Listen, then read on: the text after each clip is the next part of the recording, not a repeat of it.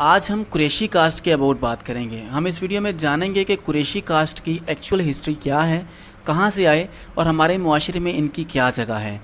قریشی قبیلہ فہر بن مالک کے ایک لقب سے منسوب ہوا ہے۔ اس لقب کے مختلف عرب روایات کے مطابق مختلف معنی بنتے ہیں۔ پہلے معنی کے مطابق میٹھی مہمان نوازی کرنے والا، اور دوسرے معنی میں سمندر کی سب سے بڑی اور طاقتور مچھلی کہا جاتا ہے قریش کو۔ فہر بن مالک سارا سال محنت مزدوری کر کے اپنی کمائی ہوئی رقم سے شہد خریدتے تھے، اور جب حج کے دن آتے تو وہ اس شہد اور آب زمزم سے حاجیوں کی مہمان نوازی فرماتے تھے۔ اس لیے دور دراز سے آنے والے حاجیوں نے آپ کی مہمان نوازی کو دیکھتے ہوئے آپ کو پیار سے قریشی پکارنا شروع کر دیا، جس کے لغوی معنی شہد اور آب زمزم سے مہمان نوازی کرنے والا بنتا ہے۔ اس طرح ان کے اس کام میں ان کے بیٹے بھی ان کی مدد کرنے لگے۔ ایک اور روایت کے مطابق ایک وقت ایسا آیا کہ ایک گروپ نے ان سے جنگ کرنے آئے، تو اس ٹائم اہل مکہ کا کوئی سردار نہ تھا، تو وہاں کے لوگوں نے مشورہ کیا۔ کرنے کے بعد یہ طے پایا کہ حضرت فہر بن مالک کو سردار بنایا جائے، کیونکہ انہوں نے ساری زندگی حاجیوں کی خدمت ہی کی ہے، اس لیے عرب کے دوسرے قبائل ان کی مدد کو ضرور آئیں گے۔ پہلے فہر بن مالک کو قریشی کہا جاتا تھا، اور اس کے بعد ان کو قریشی سردار کہا جانے لگا، اور ان کی قیادت میں جنگ لڑی گئی، اور اللہ نے انہیں عزت بخشی اور یہ جیت کر واپس آئے۔ اس طرح قریش کو ایک بہت بڑی اور طاقتور مچھلی کی تشبیہ دینا شروع ہو گئے، جو چھوٹی مچھلیوں کو کھا جاتی ہے۔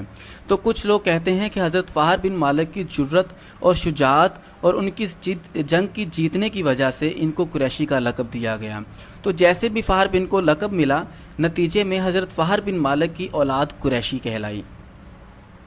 اب بات کرتے ہیں ان کے شجرے کی۔ تو حضور پاک صلی اللہ علیہ وآلہ وسلم کے ماں اور باپ دونوں کا سلسلہ حضرت فہر بن مالک سے ملتا ہے۔ اس طرح حضور پاک صلی اللہ علیہ وآلہ وسلم اپنے ماں باپ دونوں کی طرف سے ہی قریشی ہیں۔ اس میں تو کوئی شک نہیں ہے کہ نبی اکرم صلی اللہ علیہ وآلہ وسلم کو اللہ تعالیٰ نے سب سے اعلیٰ حسب و نسب والا بنایا ہے، لیکن ان سے پہلے بھی ان کے قبیلے مطلب قبیلہ قریش کی بہت عزت تھی، اور لوگ ان کے اس قبیلے کو بہت اعلیٰ اور عزت دار قبیلہ کہتے تھے۔ آپ صلی اللہ علیہ وآلہ وسلم کے آنے کے بعد تو اس قبیلے کو اور چار چاند لگ گئے۔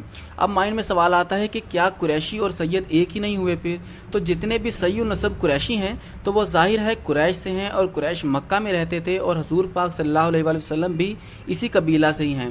لیکن جو سید ہوتے ہیں وہ انہی قریشیوں میں سے خاص ہیں۔ وہ زہرا پاک حضرت علی کے دو بیٹوں کی آل اولاد ہیں۔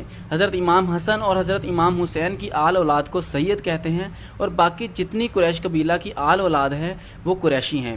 میں یہ بھی بتا دوں کہ باقی قریشیوں کی بھی بہت زیادہ عزت ہے اسلام میں، جس کو لے کر حضرت انس رضی اللہ تعالیٰ عنہ کی روایت کردہ ایک حدیث سناتا ہوں۔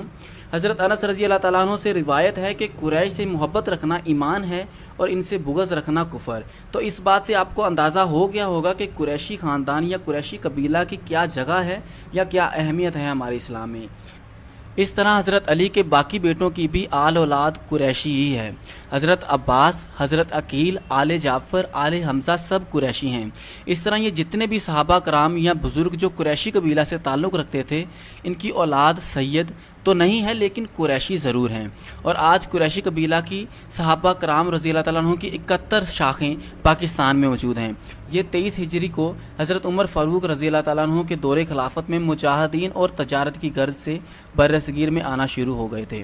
اس کے بعد 38 ہجری حضرت علی رضی اللہ تعالیٰ عنہ کے دور میں قریشی مجاہدین اور علماء کرام ہندوستان میں آئے۔